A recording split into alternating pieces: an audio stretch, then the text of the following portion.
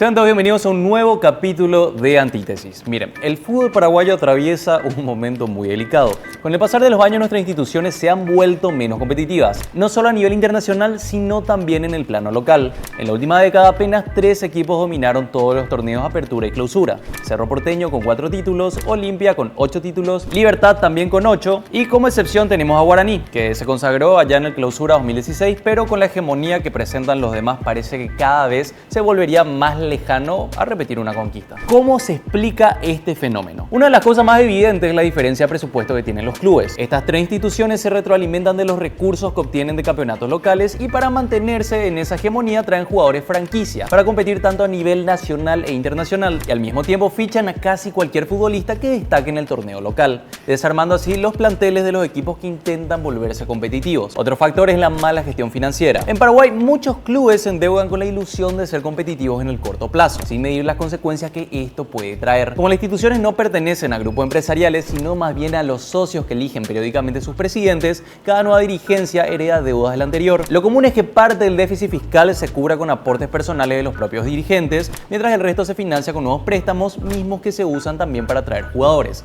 generando así un sobreendeudamiento. Y al final la deuda no queda en los presidentes, más bien, mejor dicho, queda en el club, o mejor dicho aún, en los socios. El Olimpia es un ejemplo de institución que se endeudó millonariamente con salarios de jugadores para tratar de competir a nivel local e internacional. Debemos presentar $2 millones más o menos para poder salir de las situaciones que más nos aprietan. La deuda total está cerca de los $60 millones y nos genera un interés anual de al menos $6 millones.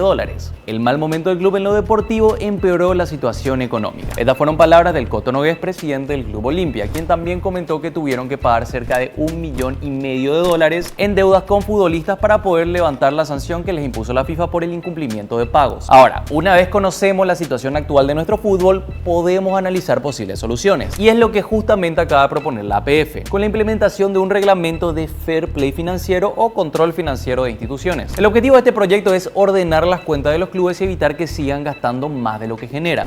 La idea es que cada institución pueda ser sostenible en el tiempo y que el peso de las malas gestiones no terminen hipotecando todo el futuro del fútbol paraguayo. Según lo anunciado, la APF establecerá un sistema de control que exigirá a los equipos presentar balances auditados y transparentar sus deudas. Además, se busca fijar un porcentaje máximo de ingresos que podrán destinarse al pago de salarios y transferencias de jugadores, como replicando un modelo que ya se está aplicando en la UEFA, allá en Europa. Que ahora también más adelante vamos a hablar de eso y les voy a explicar cómo esto no solucionó ningún problema de competitividad en Europa. La propuesta Paraguay también incluye sanciones deportivas y económicas para quienes incumplan estas reglas, desde multas de imposibilidad de inscribir refuerzos y en casos más graves que podrían llegar incluso a la pérdida de puntos o en el peor de los casos el descenso. Este proyecto, como mencionamos, busca imitar el sistema de fair play que se aplica en Europa, que permitió a la UEFA controlar que ningún equipo vaya a la quiebra por no poder pagar salarios o transferencias de jugadores. Pero, ¿cómo funciona el fair play financiero? En realidad deberíamos llamarlo por su nombre completo: Reglamento de Licencias de Clubes y Sostenibilidad Financiera. Este se trata de un conjunto de normas que deben cumplir todos los equipos que juegan competencia masculina de fútbol. Su objetivo es que los clubes sean financieramente sostenibles, o mejor dicho, que dejen de fundirse despilfarrando plata en fichajes y salarios imposibles de pagar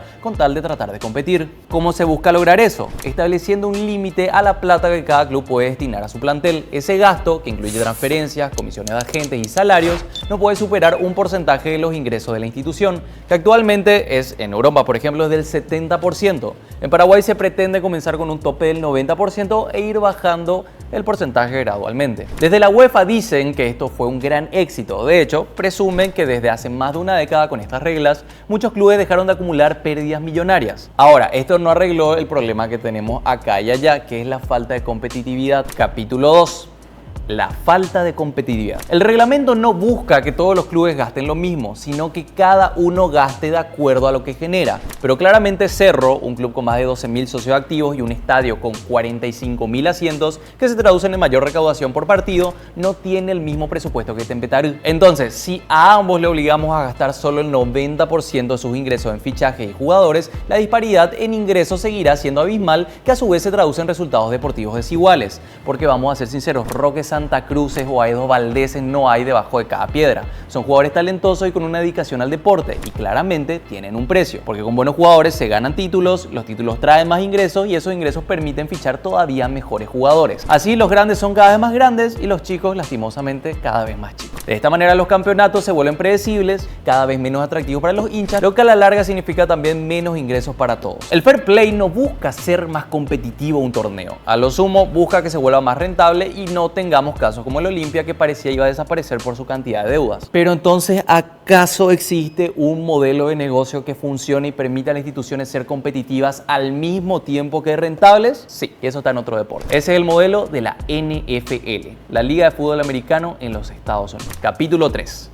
El modelo de la NFL. Más allá de ser la liga más lucrativa del planeta, el sistema de reparto de ingresos y control de gastos de la NFL es un ejemplo de cómo se puede construir un campeonato equilibrado y sostenible. La NFL genera unos 11.000 millones de dólares al año solamente en derechos televisivos. ¿Y qué hacen con ese dinero? Lo reparten en partes iguales a las 32 franquicias que compiten en el torneo, lo que equivale a unos 340 millones de dólares sin importar si ganaron el campeonato o si quedaron últimos. Acá en Paraguay lo que ganan los clubes por derechos televisivos no son iguales. Por ejemplo, el año pasado me acuerdo que el primer lugar posó también con un cheque de 40.000 dólares de Tigo, lo cual ya te dice que el primero y el último están lejos de ganar igual. Pero esto también, volviendo a lo de la NFL, se le suma otro factor, que es que esta no tiene ascensos ni descensos. Eso le da a los equipos una estabilidad enorme para planificar movimientos a largo plazo sin la presión de ganar a cualquier costo para mantener su categoría. Pero lo más llamativo es el límite salarial. La liga fija un tope de gastos en sueldos. Ningún equipo puede superar los 255 millones de dólares. Y como con lo que reciben de la TV ya cubren esa cifra y encima otra vez les sobra, el resultado es que todos los equipos compiten con la misma billetera. Esto permite que su liga sea competitiva todos los años y que no haya clubes con hegemonía dominando el juego.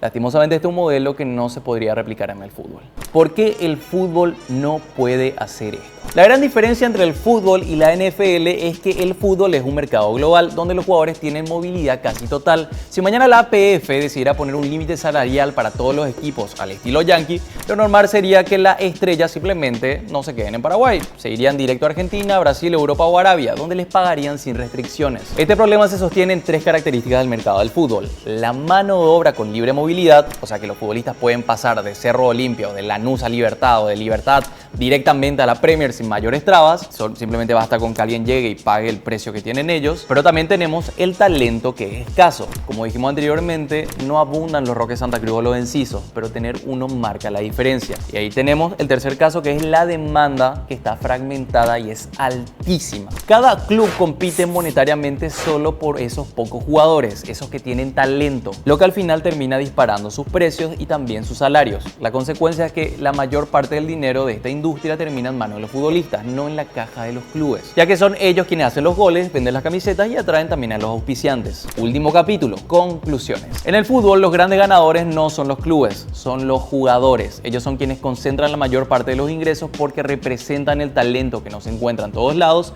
pero todos quieren tener en sus equipos. Son ellos quienes definen partidos, venden entradas y también camisetas. El fair play financiero, tanto en Europa como posiblemente suceda en Paraguay, no corregiría esa desigualdad. Sí buscaría evitar que las instituciones se fundan en el intento de competir, pero eso lo deja como un mecanismo de supervivencia, no de justicia deportiva. Aplaudo a la APF por tomar este primer paso. A nadie le gustaría que algún club vuelva a pasar por lo mismo que pasó al Club Olimpia, por ejemplo, por su mal manejo de finanzas, pero la sostenibilidad apenas también hay que decir que es el primer paso. La competitividad real requiere algo más, un cambio de mentalidad, un modelo distinto que entienda que sin igualdad no hay espectáculo y sin espectáculo lastimosamente tampoco hay futuro.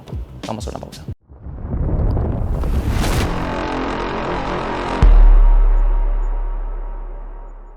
Continuamos con más de Antítesis. Bueno, cambia un poco ahora la actitud porque vamos a hablar de un tema un tanto serio. Finalmente llegó el día en el que se anuncia la imputación a Thiago Gorostiaga. Por si no recuerdan, hace poco más de un mes hablábamos en este programa sobre varios supuestos casos de abuso sexual que se habrían cometido, que habría cometido un chico que fue menor en algunos y ya mayor en los últimos hechos. En aquel momento se mencionaba que ya existían dos investigaciones formales abiertas en la Fiscalía, ambas a cargo del agente Hernán Mendoza.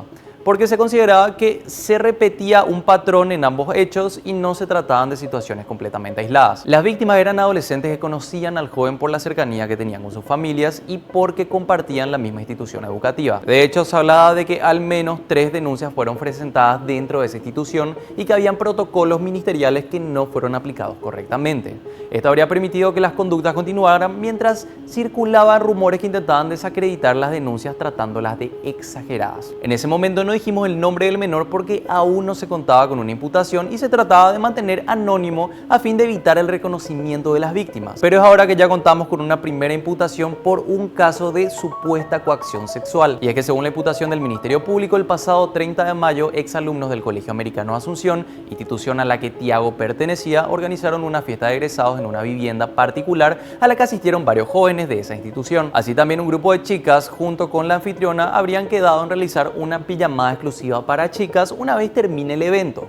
Sin embargo, se relata que Tiago, quien habría asistido a dicha fiesta, ingresó clandestinamente a la habitación donde se encontraba descansando una de las jóvenes a eso alrededor de las 6 de la mañana y aprovechándose de la oscuridad, se subió encima de ella tocándola e intentando quitarle la ropa. Informan que la agresión duró aproximadamente 10 minutos hasta que la dueña del lugar se percató de la situación e ingresó a la habitación, momento en el cual el imputado soltó a la víctima y escapó. El juzgado de garantías admitió la imputación y fijó para el 29 de agosto a las 8 horas la audiencia de imposición de medidas, en la cual se resolverá si se decreta el arresto domiciliario o si se otorga una medida alternativa al sospechoso. Hay que decirlo, esta imputación corresponde a una denuncia concreta, pero se informa que aún hay 3 en curso y que en total se hablan más de 10 casos similares, todas con el mismo autor, Tiago Gorostiaga. Esto no significa una condena todavía, es apenas el inicio, pero ya es suficiente para mandar un mensaje. Nadie, por más apellido, colegio o poder económico que tenga, deberían de estar por encima de la ley. Y es importante que este caso se conozca y se siga de cerca, y es que si se comprueba la culpa, también la ley debería de caer con toda la fuerza sobre el joven, porque de no ser así, ¿cuál es el mensaje que estamos dando? Se alimenta la idea de que cualquiera puede hacer lo mismo y que la justicia no va a actuar, o peor, que el dinero va a pesar más que el relato y las pruebas de las víctimas. El castigo a este joven no es un ojo por ojo, no es un acto de rabia ni de resentimiento social, es la herramienta más justa que tenemos para protegernos como sociedad, para evitar que esto se repita y se degrade todavía aún más. Las leyes son la última instancia donde se busca reparación. Si dejamos que existan personas por encima de ellas, no solo damos un mensaje de impunidad, colaboramos directamente a que la sociedad se rompa, se degenere y termine normalizando algo que nunca debería de ser normalizado.